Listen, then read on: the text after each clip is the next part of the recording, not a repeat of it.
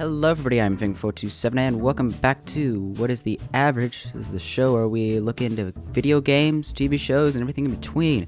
Each episode will go over a particular topic and I'll explain to you why that particular thing is average and how that's actually a good thing. This episode's topic, Counter-Strike Global Offensive. What is CSGO? Well, Counter-Strike Global Offensive is an FPS that was originally a mod for Half-Life in the late 90s. It wasn't until 1999 that it became its own standalone game, and as of the past 2 decades, it's been the poster child for what a great FPS should look up to be. But that's not what we're here to talk about. We're here to figure out why it's an average game, and again, how that's a good thing. First up, what makes CSGO a good FPS, and how does it differ from other in its genre? Well, its long history and support by Valve is definitely a big part in that, but its high skill ceiling and widespread cultural impact is also a big factor. For example, ever wonder why you know about the Desert Eagle, AK-47, and M4, and some of its variants? Well, Counter-Strike most definitely popularized them. And since the generation that grew up playing this game as kids is now the main collective of the people on the internet, it would make sense that it would spread like wildfire. No other FPS has had this much long-lasting cultural impact. Mechanics of the game.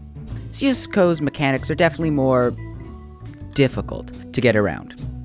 While most people are used to running around with a fully automatic weapon that never misses a shot and always gets a kill in one shot, CS is definitely for people of higher skill and patience. I mean, of course, anybody can obviously learn to play it and become great at the game. It's just going to take a longer than, normal first-person shooters. For example, the spray and pray technique isn't a viable option in this game. Sure, there are SMGs, but they output less damage, and since the movement inaccuracy is a thing, that kind of play isn't recommended. In Counter-Strike, you need to take time with your shots and memorize spray patterns. Get used to aiming at people's heads and not their junks. Why is the game relevant, and why should you give it a try? Well, CSGO, or any of its Counter-Strike counterparts, have had their moment in the spotlight, but as of the last 2 decades, it's always been one of these games where it's always popular and there's always events or things like that going on, but it's never truly had popularity like Fortnite did.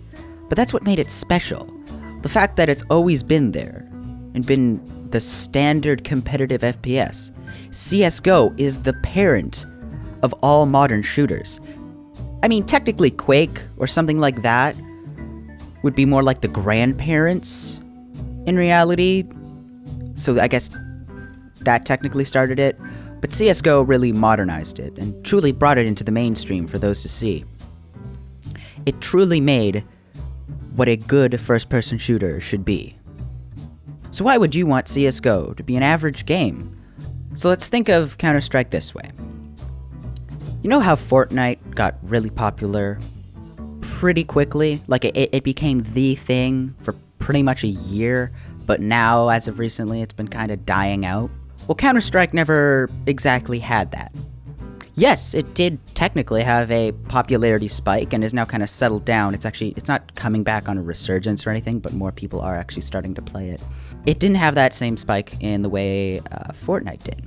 Counter-Strike kind of had like a gradual, not a lot of people know about it, like it's kind of getting popular, and then it's grabbing more traction, and then it's, it's always been there. I mean, not always, obviously, it wasn't like in the 80s, it didn't exist back then, it was 1999. It's kind of been there. It's been the standard for what a first-person shooter should be. It's the kind of, again, with its mechanics and its imagery, have just made it so iconic that I guarantee you've seen something that has been either popularized or is from Counter-Strike. Doesn't matter what version of Counter-Strike it is, whether it's Global Offensive, Condition Zero, whatever the other ones are, like 1.6 or something. I guarantee you've heard, seen, or have been influenced by this game some way or fashion. I'm not saying everyone who has ever been on the internet has ever had, but if you're into video games, I'm pretty sure you've heard about it, whether it's intentional or not. Dust 2, I feel like would actually be a great example. And there's a YouTuber called War Owl, who I really love it when he mentioned this because it is so very true. And I'm going to quote him in this. Worrell's third law of Counter-Strike. If a game supports custom maps, there is always a Dust 2. You ever played Roblox and Counterblocks Roblox Offensive, or whatever the heck it's called? I don't know what it is. I don't usually do that kind of thing. There's versions of it in Minecraft. It is stretched so far, so culturally far, that it's a phenomenon, and I don't really feel like it's not something that exactly will happen again. But I know what you're thinking now. Well, Venkman, why does that make that an average game? That sounds like a really popular, great game. Well, that's exactly kind of the thing, I guess. Like, the reason why it would be an average game is the fact that it never, again, had a big popularity spike. The fact that it's always been that middle car, in the example, the really, really long example I used in the previous, what's the average? And I used the car example, how there's the nice new fancy one, the really old rundown one, and that center one. Counter-Strike, yes, at one point in time did be that new fancy car, but it's, for the majority of its life, it's always been that nice middle ground car. It's never so expensive or popular or fancy that eventually it's going to die out and go be that old rusted down car that people prefer to forget about. It's going to be in that sweet spot because of the fact that it's so widespread, because of the fact that it's so influential, because of the fact that it was created by a company that, for the majority of its games, and a lot of its games, have been known to be successful and great. The fact that Counter-Strike was literally birthed out of one of the most influential games, at least I would think, in history, Half-Life. The fact that it was a mod for Half-Life. The fact that it has had, essentially, it grew from a cultural phenomenon, became its own cultural phenomenon on the internet. Yes, I know, technically, and kind of just spread from there. Like, it's ridiculous in a good way. And that's what makes it average. The fact that it isn't something that was intended to go into a fad. The fact that it was never intended that way is what makes it an average game. Being average is not bad. Being average means you're a game that is good enough, that has survived long enough to get past all the rough times and be a great game. Counter-Strike, I will dare say, will be one of the games that will go down in history as being a game that never died. Sure, it might be unpopular at some times, but goddamn, it's gonna be one of those things where I guarantee you, even if it eventually, yes, maybe does die out, there's always going to be people there to play it because it is such a good game, because it has set standards, because it has innovated. And it is innovated in the weirdest places, and that is what makes it a good game. So in conclusion, if you're looking for one of the most influential and unintentionally influential games that's great, it's well-rounded, and there's millions of people playing it, and it's got a high skill ceiling, then my friend, Counter-Strike Global Offensive is the game for you. And it's the game for millions of others.